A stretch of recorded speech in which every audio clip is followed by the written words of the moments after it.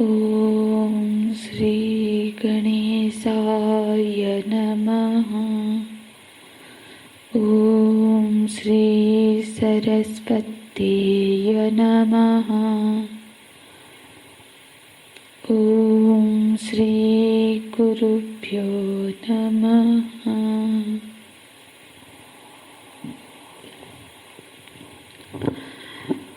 श्लोक नंबर 21। वेदाविनाशिनं नित्यं येनमजमव्ययं कथं स पुरुषः पार्थ कं घातयति हन्तिकम्।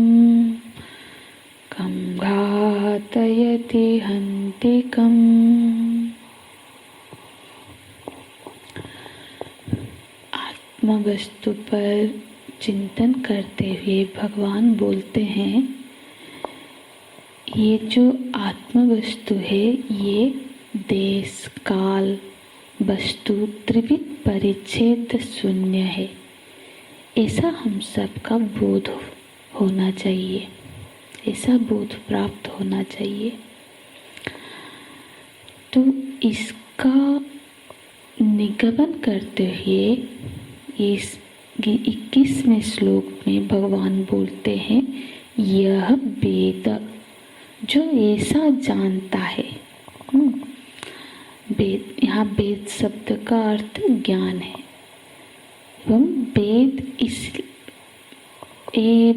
एनम वेद इस तरह से जानता है, मानता है। इस आत्म वस्तु को इस तरह से जानता है। किस तरह से जानता है? तो बोलते हैं अविनाशिनम, नित्यम, अजम, अव्ययम, 4 शब्द देते हैं। जो इस आत्म तत्व को अविनाशिनम, अविनाशिनम का अर्थ होगा सर्वाधिष्ठान के रूप में, सर्वाधिष्ठान रूपम। अविनाशी वही है जो सबका अधिष्ठान है। 17वें श्लोक में भगवान अविनाशी की व्याख्या करते हुए क्या कहते?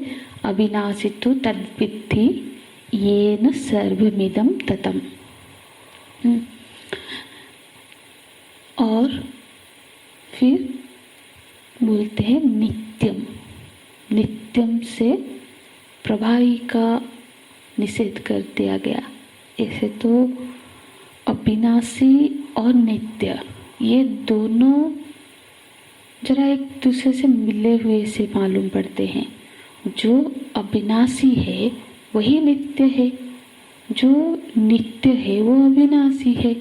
यदि अविनाशी और नित्य ये दो शब्दों को प्रयुक्त किए, ये दोनों शब्दों को अलग से प्रयुक्त किया गया है, तो साधारण ढंग से हम समझेंगे तो अविनाशी पद की व्याख्या का भगवान ने क्या इसका अर्थ किया? अविनाशी तो तद्विद्धि येन सर्वमिदं ततम्। येन सर्वमिदं ततम् मतलब तत् निमित्तो उपादान करण के रूप में प्रपंच में व्याप्त है। उसका नाम अविनाशी है। माने प्रपंच में जो भरपूर है, वस्तु परिच्छेद है, से रहित है, यह अविनाशी का लक्षण है।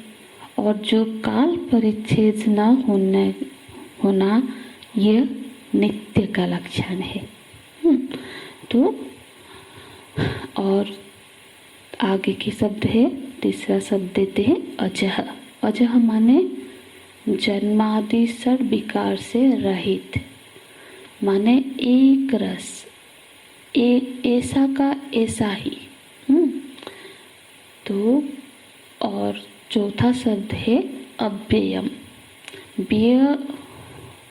व्यय जो होता है वो अंगों में, अवयव में होता है। अवयव माने वो, अर्थात ये क्या हुआ? निरवयव है। तो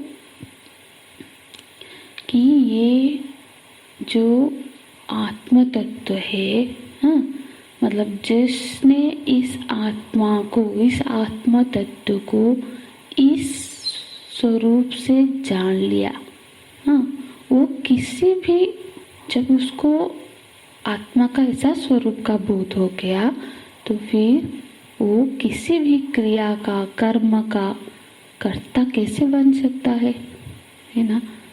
तो ये यहाँ आगे का वक्तव्य भगवान का मतलब आक्षेपी वक्तव्य है। कथम कम, क्या बोलते हैं, कथम स पुरुषः पार्थ कम घातयति हन्तिकम। कथम एवं कम, ये शब्द के द्वारा, जैसे ये शब्द का प्रयोग करके भगवान आक्षेप अर्थात निषेध किया गया है। कथम कम का यहाँ पे प्रश्न के रूप में व्यवहार नहीं किया गया है। हाँ, भगवान इसको कैसे ऐसा हो सकता है, जिसने आत्मा के स्वरूप को जान लिया है फिर वो कर्ता कैसे बन सकता है। भगवान कहते कथम पार्थ, हाँ, जो आत्मा को इस रूप से जानता है, हे पार्थ, कथम स पुरुषः, वो पुरुष, वो ज्ञानी, फिर कम घातयति हन्तिकम। यहाँ पर 3 बातों का निषेध किया गया है। भगवान ने कहा कि वो कर्ता कैसे बन सकता है, कर्म कैसे बन सकता है, और कार्यता मतलब प्रेरक कैसे बन सकता है। ये तीनों ही आक्षेपी प्रश्न है। माने जो आत्मा को नहीं जानता है उसमें ये 3 दोष संभव है। कि उसमें कर्तृत्व का दोष, कर्म का दोष, कार्यता का दोष आ सकता है, आएगा। लेकिन जो आत्म तत्व को जानता है उसमें ये दोष नहीं आ सकता है। माने इन दोषों के नहीं आने का एक ही हेतु है कि जिसने आत्मा की यथात्म का ज्ञान हो गया, जिसको कथम स पुरुषः पार्थ कम घातयति हन्तिकम। जो ज्ञानी हो चुके हैं, वो फिर किसी भी क्रिया का कर्ता, कर्म, प्रेरक आदि नहीं हो सकते हैं। ये भगवान का निर्णय है। पर फिर प्रश्न उठ सकता है, प्रश्न आ सकता है किसी के मन में कि जो ज्ञानी पुरुष है वो भी तो कर्म करते हुए दिखे जाते हैं, कर्म करते होंगे, और स्वयं भगवान भी तो अर्जुन जी को ऐसे तो वो उनको तत्व ज्ञान की उपदेश कर रहे हैं और साथ ही साथ उनको प्रेरित कर रहे हैं कि युद्धस्व, कर्म करो। तो फिर इसको कैसे समझे। जैसे कि देखो, कर्म 2 तरह के होते हैं, विहित कर्म और निषेध कर्म। विहित कर्म करने से धर्म की उत्पत्ति होती है और निषिद्ध कर्म करने से अधर्म की उत्पत्ति होती है। क्रिया में धर्म उत्पादन या अधर्म उत्पादन की सामर्थ्य नहीं है। कोई काम ही ऐसा नहीं है जो धर्म पैदा करने या फिर अधर्म पैदा करते, क्योंकि एक के लिए एक कर्म विहित है जो कि धर्म उत्पादन करने वाला है, तो दूसरे के लिए वही कर्म निषिद्ध हो सकता है जो अधर्म उत्पत्ति करने वाला है।